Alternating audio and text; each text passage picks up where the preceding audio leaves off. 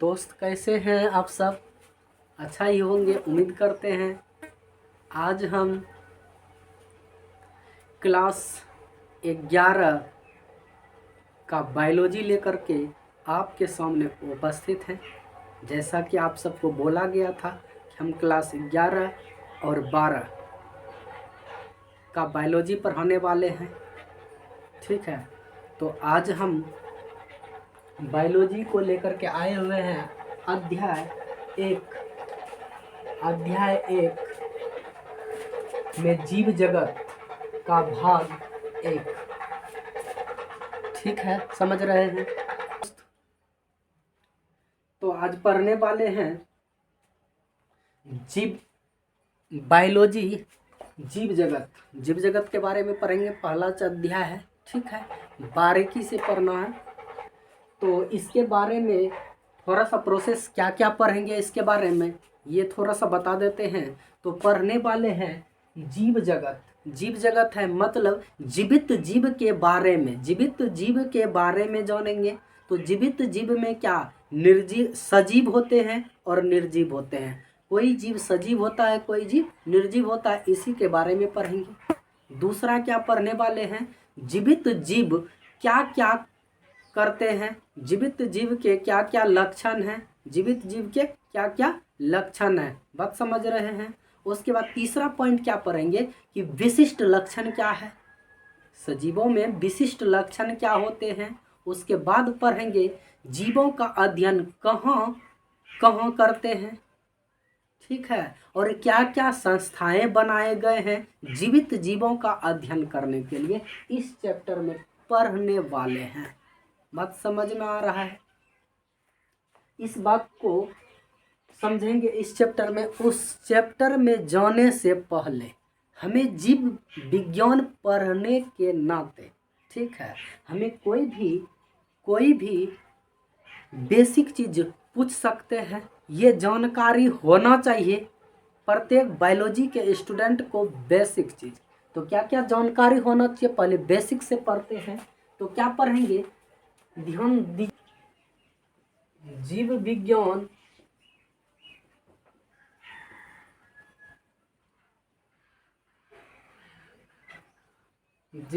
क्या पढ़ेंगे दोस्त, जीव विज्ञान, ठीक है। तो जीव विज्ञान क्या है, विज्ञान की वह शाखा, जीव विज्ञान क्या है, विज्ञान की वह शाखा जिसके अंतर्गत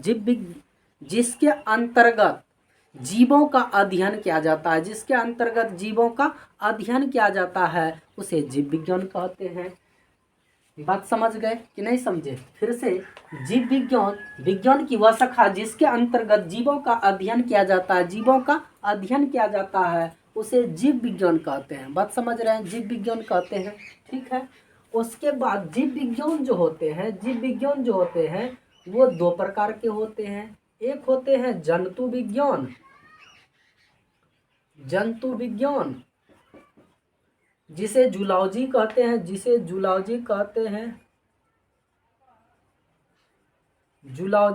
हैं, और दूसरा होता है वनस्पति विज्ञान।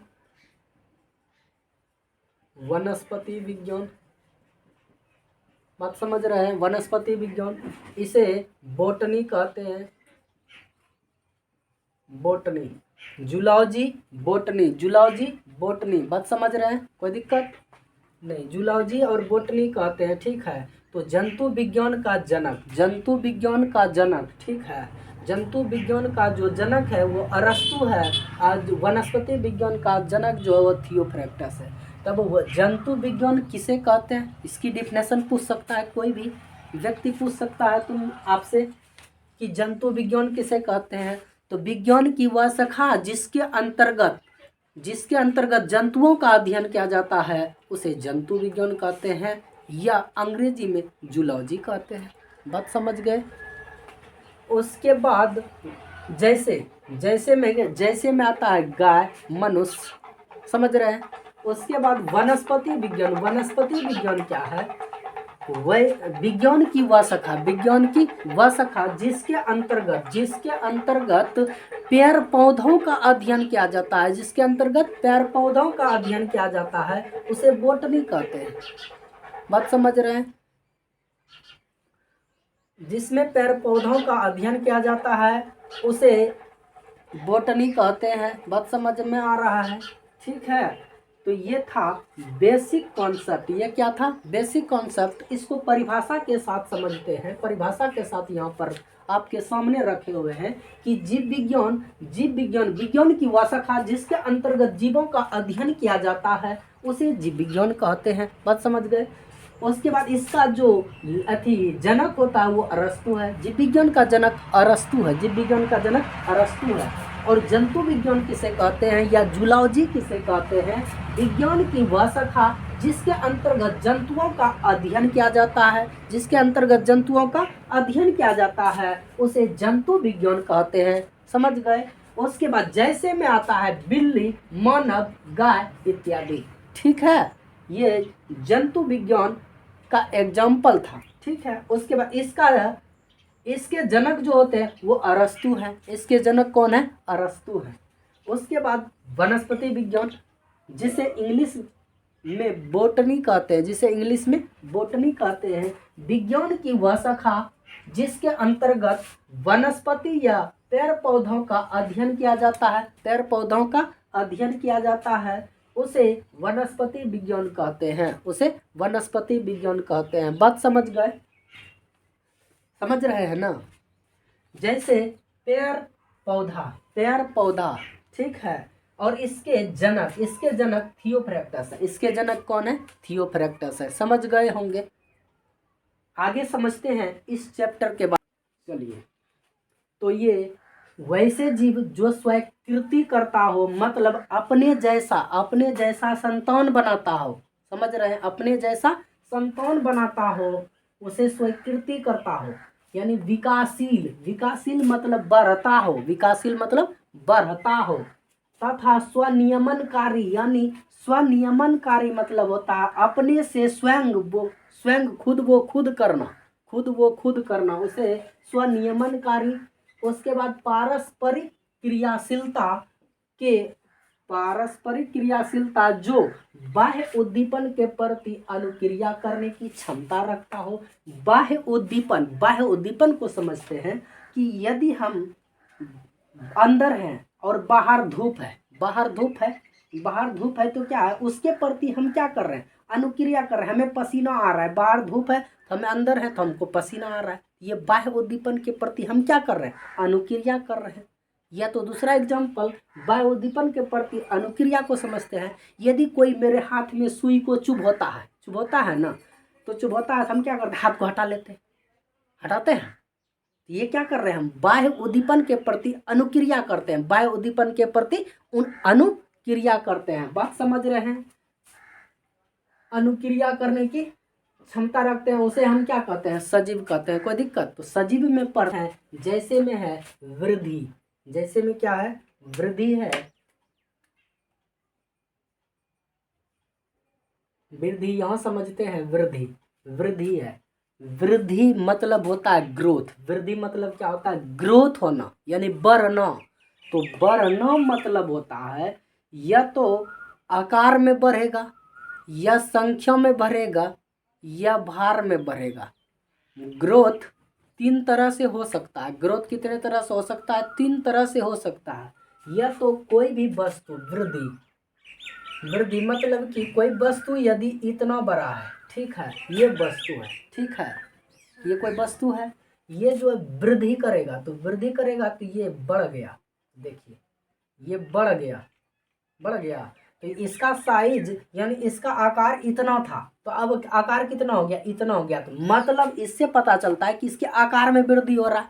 इसके आकार में वृद्धि हो रहा है। बात समझ रहे हैं ना? इसके आकार में वृद्धि हो रहा है। तो यहाँ पर क्या लिखेंगे? इसके आकार में वृद्धि हो गया। क्या हो गया? आकार में बढ़ना। आकार में बढ़ना। बात समझ रहे हैं?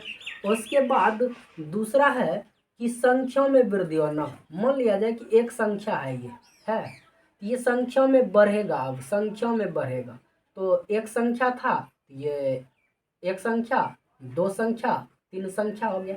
ये वृद्धि हुआ। ये भी एक वृद्धि कहलाएगा कि पहले से एक संख्या था, अभी 3 संख्या हो गया। तो संख्या में वृद्धि हो रहा है ना? संख्या में वृद्धि हो रहा है।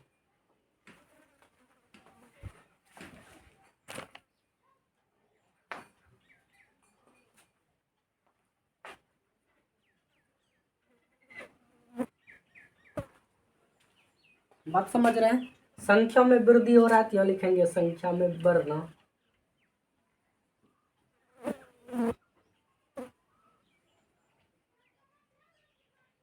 संख्या में बढ़ना। उसके बाद होता है भाड़ में बढ़ना। उसके बाद क्या होता है? भाड़ में बढ़ना। कोई व्यक्ति यदि 10 केजी का है, 10 केजी का है, तो यदि उसकी आकार 20 केजी का हो जाता है, ये भी तो वृद्धि कहलाएगा। ये भी क्या कहलाएगा? वृद्धि कहलाएगा। चूंकि ये 10 केजी का था, ये 20 केजी का हो गया। तो ये इसमें जो वृद्धि हुआ, ये कौन सी वृद्धि है? भार में वृद्धि है। भार में बढ़ना,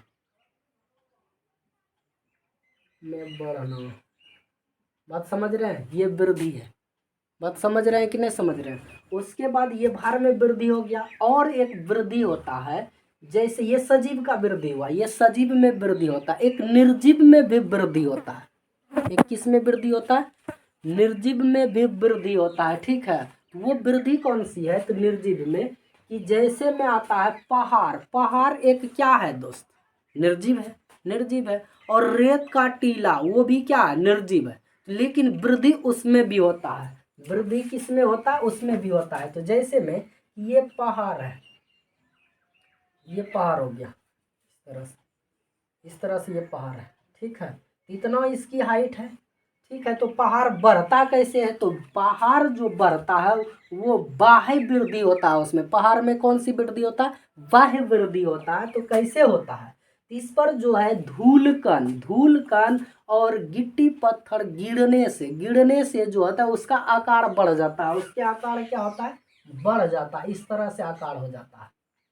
बात समझ रहे हैं? इस तरह से उसकी आकार में क्या होता है? वृद्धि हो जाता है। निर्जीव है लेकिन वृद्धि हो रहा है। उसी तरह यदि कोई रेत का टीला इस तरह से रेत का यदि टीला बना दिया जाए, तो इस पर आंधी और तूफान आने से उस पर धीरे थोड़ा धूलकण बैठते रहता है। थोड़ा धूलकण बैठ करके क्या हो जाता है? उसके आकार बढ़ जाता है। उसके आकार इस तरह से बढ़ जाता है। तो ये भी वृद्धि हुआ। ये भी क्या कहलाएगा? वृद्धि कहलाएगा। बात समझ रहे हैं? ये भी वृद्धि कहलाएगा। तो ये निर्जीव होने के बाद भी वृद्धि करता है। तो क्या वृद्धि एक विशिष्ट लक्षण है? जीवों का विशिष्ट लक्षण है। तो इससे यह साबित होता है कि वृद्धि भी जो है ये जीवों का विशिष्ट लक्षण नहीं है। जीवों का विशिष्ट लक्षण नहीं है।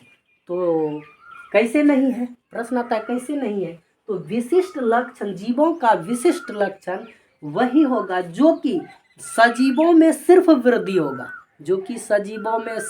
वृद्धि होगा, तो उसे विशिष्ट लक्षण कहते हैं। यदि निर्जीवों में भी वृद्धि हो रहा है तो उसे विशिष्ट लक्षण नहीं कहते हैं। यहाँ पर हम यानी वृद्धि को विशिष्ट लक्षण नहीं कहेंगे।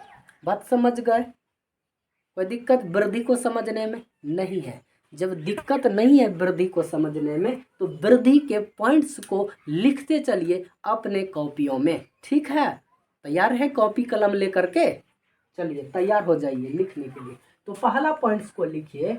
तो पॉइंट्स लिखने से क्या होता है? नीट समझ रहे हैं ना? नीट की तैयारी होते जाएगा। इसके साथ नीट को ध्यान में रख करके हम सभी टॉपिक को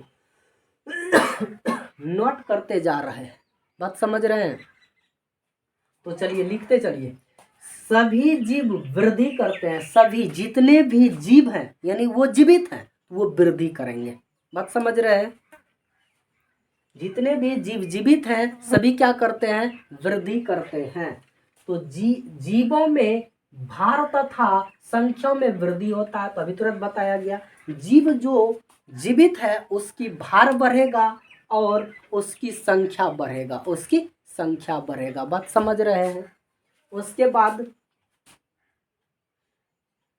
उसके बाद बहुकोशिकीय जीव कोशिका विभाजन के द्वारा वृद्धि करता है। यानी बहुकोशिकीय जीव क्या होते हैं? वैसे जीव जिसका शरीर बहुत कोशिकाओं से मिलकर के बना है उसे बहुकोशिकीय जीव कहते हैं। ठीक है, तो बहुकोशिकीय जीव क्या करते हैं? वो अपने बहुकोशिकीय जीव क्या करते हैं, कोशिका का विभाजन द्वारा वृद्धि करता है। तो कोशिका का विभाजन करता है, यानी एक कोशिका रहता है और दो कोशिकाओं में टूट जाता है, एक कोशिका रहता है दो कोशिकाओं में टूट जाता है, इस तरह से वो वृद्धि करते हैं। बात समझ गए। उसके बाद पौधे में यह वृद्धि जीवन भर होता है। तो ध्यान दीजिए कि पौधों में जो वृद्धि होता है, वृद्धि मतलब ग्रोथ, वो जीवन भर तक होते रहता है। जब तक पौधा जीवित रहेगा, जब तक पौधा बढ़ते रहेगा। बात समझ रहे हैं। और ये मनुष्य और ये जीव जंतु जो होते हैं वो एक निश्चित आयु तक ही वृद्धि करते हैं। बस निश्चित आयु तक ही वृद्धि करते हैं, ठीक है। उसके बाद जंतु में वृद्धि नहीं होता, रुक जाता है वृद्धि। बात समझ गए। पौधा और जंतु में वृद्धि, प्राणियों में यह वृद्धि कुछ आयु तक होती है। बात समझ गए। उसके बाद लेकिन कोशिका विभाजन विशिष्ट ऊतकों में होता है। कोशिका का जो विभाजन होता है वो विशिष्ट ऊतक में भी होता है, ताकि विलुप्त कोशिकाओं के स्थान पर नई कोशिका आ सके। बात समझ रहे हैं। उसके बाद एक कोशिकीय जीव कोशिका विभाजन द्वारा अपनी संख्या में वृद्धि करते हैं। यानी एक कोशिकीय जीव भी, एक कोशिका जिसके शरीर में पाया जाता है, वो एक ही कोशिका से अपने जैसा संतान बना देता है, यानी दो कोशिकाओं में विभाजित हो जाता है, ठीक है। एक कोशिकीय जीव भी कोशिका का विभाजन के द्वारा अपनी संख्याओं में क्या करता है, वृद्धि करता है, यानी कोशिकाओं का विभाजन करता है। जैसे में एक कोशिकीय जीव जो होते हैं वो होते हैं अमीबा। अमीबा जो होते हैं वो क्या करते हैं, अमीबा देखिए अमीबा क्या करते हैं, इधर समझिए। अमीबा इस तरह से, अमीबा इस तरह से अमीबा होते हैं, ठीक है। ये बीच से टूट जाते हैं और दो अमीबाओं का निर्माण कर देते हैं। दो अमीबाओं का निर्माण इस तरह से करते हैं। और एक इधर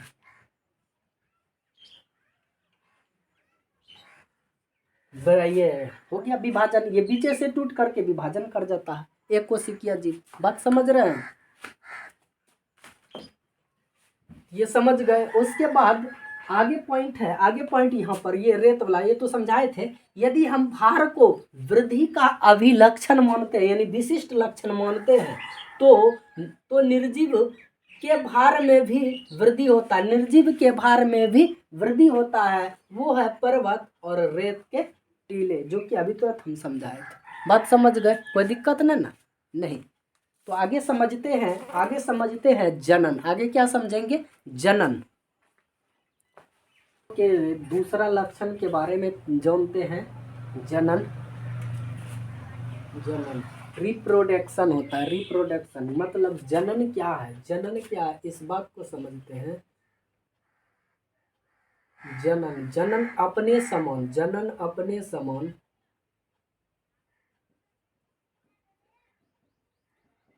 समान संतान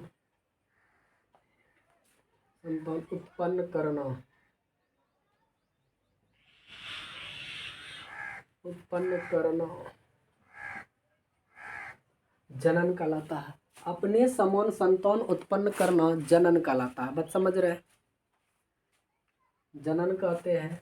तो जनन जो है दो प्रकार के होता है। ये टॉपिक अभी यहाँ का 11वीं में तो नहीं, 12वीं क्लास में है, ठीक है। 12वीं क्लास का पहला चैप्टर में जनन है, ठीक है। वहाँ पर लैंगिक जनन और लैंगिक जनन को विस्तार पूर्वक पढ़ाया जाएगा, ठीक है। लेकिन यदि पूछा जाता है तो थोड़ा बहुत यहाँ भी पढ़ा देते हैं।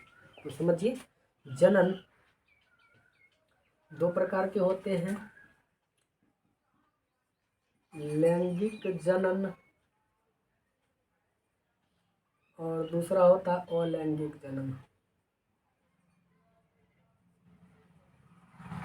लैंगिक जनन में दो विपरीत जनक भाग लेते हैं।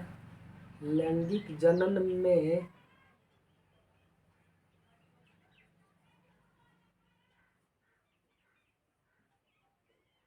या तो इसमें दो विपरीत जनक भाग लेते हैं। दो विपरीत जनक भाग लेते हैं, कौन कौन? नर मादा। नर और मादा दो विपरीत जनक हैं, ये दोनों भाग लेते हैं। तो ये नर युग्म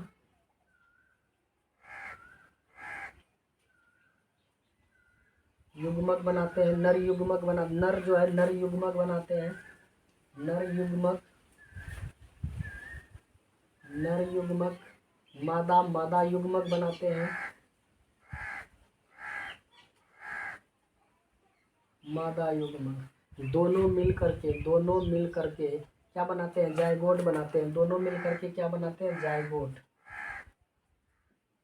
दोनों मिलके क्या बनाते हैं? जायगोट बनाते हैं। बात समझ रहे हैं? दोनों मिलके जायगोट बनाते हैं, जिससे जायगोट, जिससे क्या कहते हैं? जिससे संतान कहते हैं। जिससे क्या कहते हैं? संतान उत्पन्न होता है, नए संतान, संतान उत्पन्न होता है।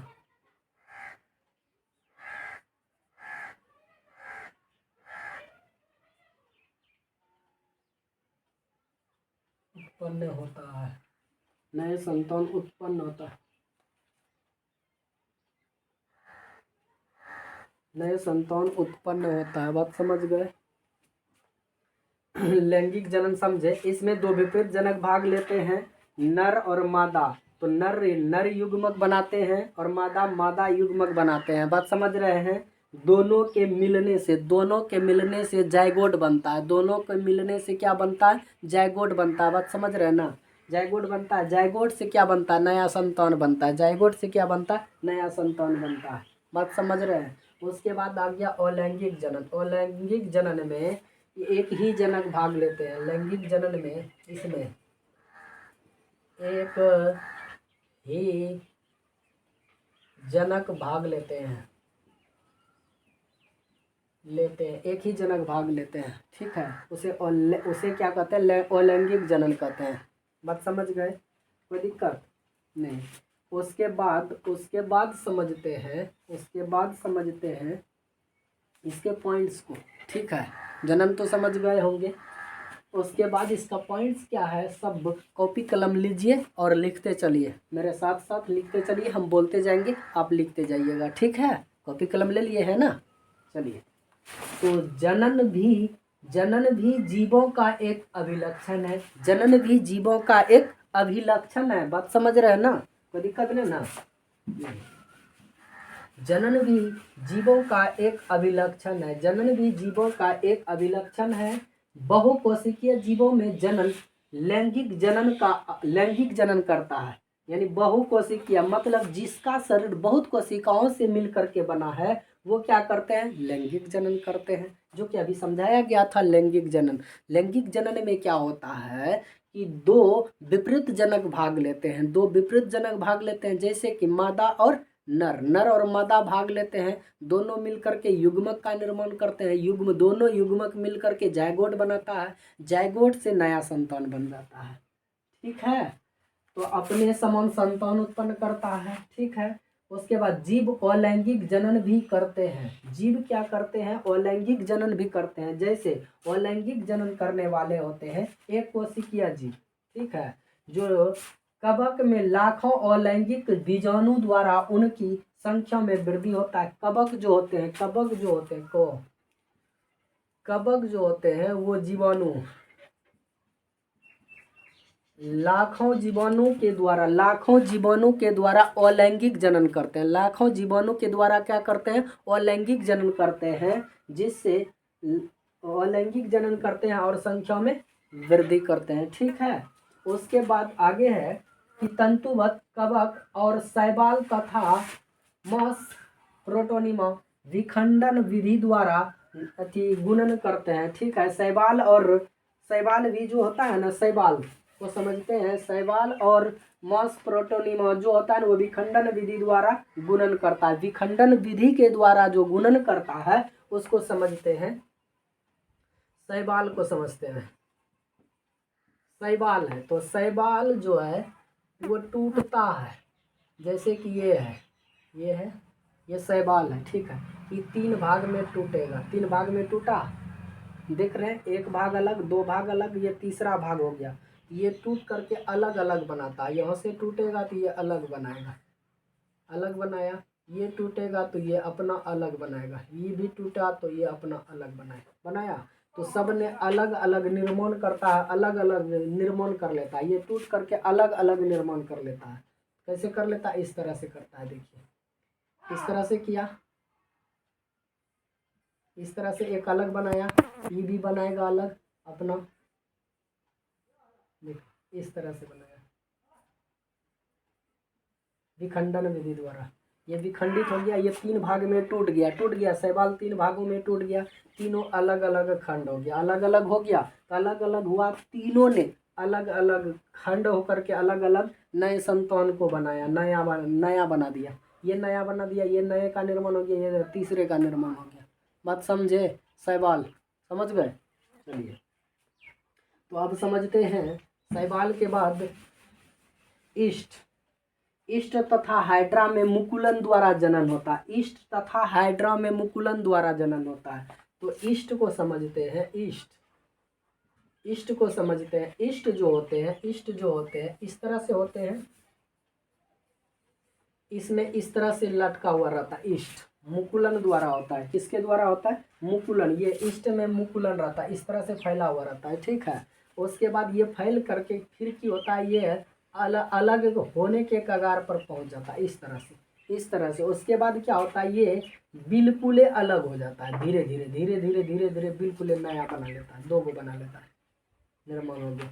ये मुकुलन विधि द्वारा ईस्ट जो है, ईस्ट तथा हाइड्रा में जो जनन होता है वो मुकुलन विधि द्वारा होता है। कैसे होता है? इसी में थोड़ा सा ये मुकुलन निकला हुआ रहता है, उसके बाद ये थोड़ा सा वृद्धि करता है, वृद्धि करने के बाद ये देखिए थोड़ा सा अलग होने के कगार पर पहुंच गया है। उसके बाद क्या होता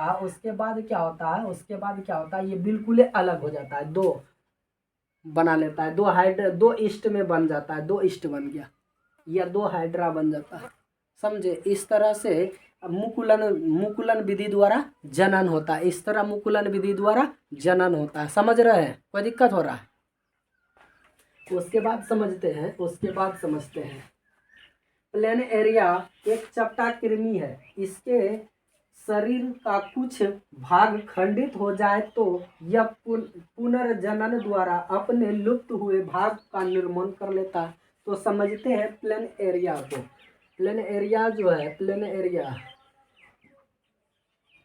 एरिया में किस तरह होता है वृद्धि? तो मान लिया जाए इस तरह से, इस तरह से इसका शरीर होता है, इस तरह से शरीर रहता है। तो इसका जो यदि खंड हो जाए, ठीक है, ये बीच से टूट जाए, ये सर अलग हो जाए, शरीर अलग हो जाए, पीछे पूंछ अलग हो जाए, जैसे गिरगिट को देखें, छिपकली का यदि पूंछ टूट जाता है तो वो पुनरुद्भवन के द्वारा, पुनर्जनन के द्वारा या पुनरुद्भवन के द्वारा क्या होता है? वो पुनर्निर्माण कर लेता है। क्या कर लेता है? पुनर्निर्माण कर लेता है। बात समझ रहे हैं? वो पुनरुद्भवन के द्वारा क्या होता है? वो पुनः पूंछ बना लेता है। तो उसी तरह प्लेन एरिया भी क्या करता है? यदि सर इसका टूट जाता है तो ये सर अलग हो जाएगा, ये हो गया अलग। उसके बाद ये भाग हो जाएगा अलग, इस तरह से अलग हो गया और इस तरह से अलग हो गया, अलग हुआ भाग है, अलग अलग है। ये तीनों क्या होगा? अलग। ये अपना ये मुंह का भाग है, आगे का भाग है, ये पूरे शरीर का निर्माण कर लेगा।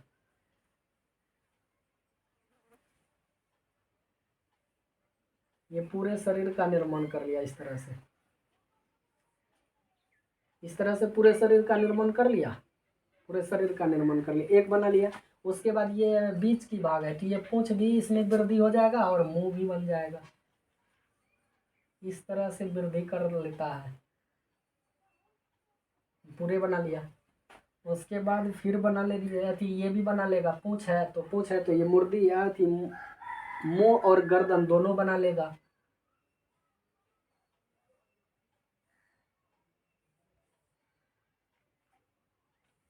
इस तरह से देखिए, प्लेन एरिया इस तरह से खंडित होता है पुनरुत भवन के द्वारा। पुनरुत भवन के द्वारा एक नए प्लेन एरिया का निर्माण हो जाता है। ये अलग था सर, तो सर ने पूरे शरीर का विकसित कर लिया, और ये साथ ही शरीर था तो पूरे शरीर ने सर का निर्माण कर लिया और पूंछ का भी निर्माण कर लिया। इस तरह पूरा बना लिया प्लेन एरिया। उस प्रकार यदि पूंछ सिर पर रहेगा तो वो शरीर का भी विकास हो जाता है, और क्या होता है, ये सर का भी निर्माण कर लेता है। बात समझ रहे हैं? कोई दिक्कत नहीं। यही था प्लेन एरिया का पुनरुत भवन के द्वारा क्या करता है, अपना पुनः शरीर का निर्माण कर लेता है। उसके बाद एक कोशिकीय जीव जैसे जीवाणु, शैवाल, अमीबा में जनन होता है। यानी एक कोशिकीय जीव जो होते हैं वो भी क्या होता है, जनन प्रक्रिया के द्वारा अपना निर्माण कर लेता है। कुछ ऐसे भी जीव हैं जो जनन नहीं करते हैं, कुछ ऐसे भी जीव हैं जो जनन नहीं करते हैं। बात समझ में आ गया? तो वैसे में आता है खच्चर जो होता है वो जनन नहीं करते हैं। खच्चर जो होता है वो जनन नहीं करते हैं। और बंध कामगार